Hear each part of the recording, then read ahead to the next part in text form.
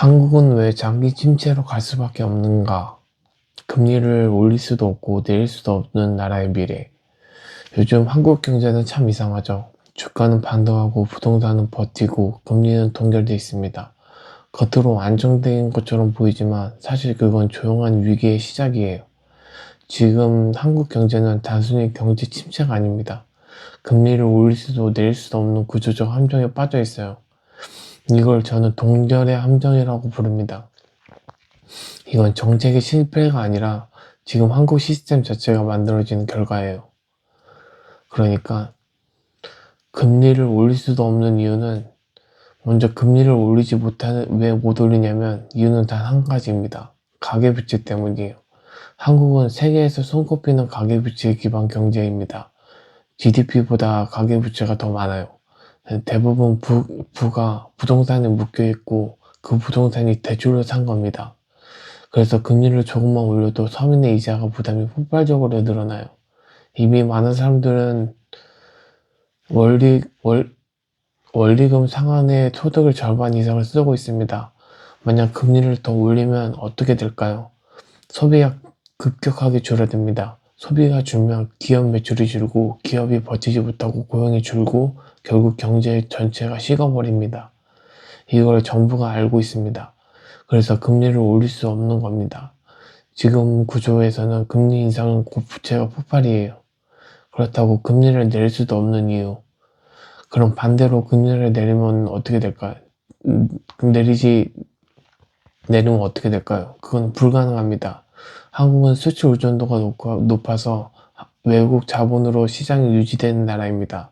그런데 금리를 내리면 미국보다 금리 차가 좁혀지고 그 순간 외국인 자본이 빠져나가게 돼요.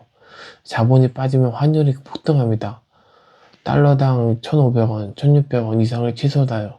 그럼 수입 물가가 급등하고 바로 인플레이션이 폭발합니다.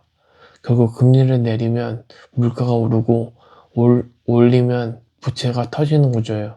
이게 바로 한국 경제에 빠진 진퇴양난의 덫이에요. 지금 한국은행은 금리를 동결하는 이유가 바로 여기에 있습니다. 그러면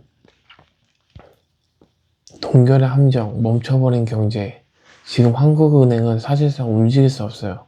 금리를 올려도 내려도 안 되는 상황입니다. 정책 선택지가 완전히 사라졌습니다.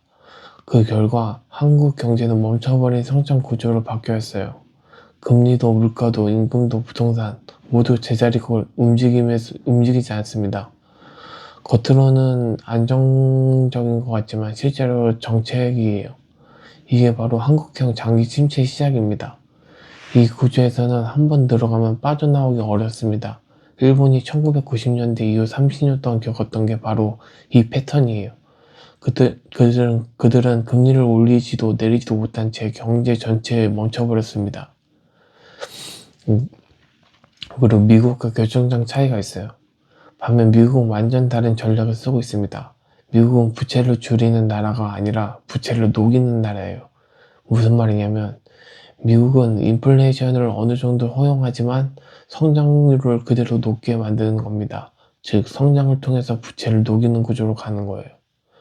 AI, 반도체, 에너지, 인프라 이 세 가지 산업이 그 역할을 하고 있습니다. 그 결과 미국은 고물가 속 성장으로 가고 있고 한국은 저성장 속 침체로 가는 겁니다. 둘 다 물가가 높지만 미국은 성장으로 버티고 한국은 부채로 막습니다. 이 차이가 2030년 이후 부의 격차가 폭발적으로 키울 겁니다.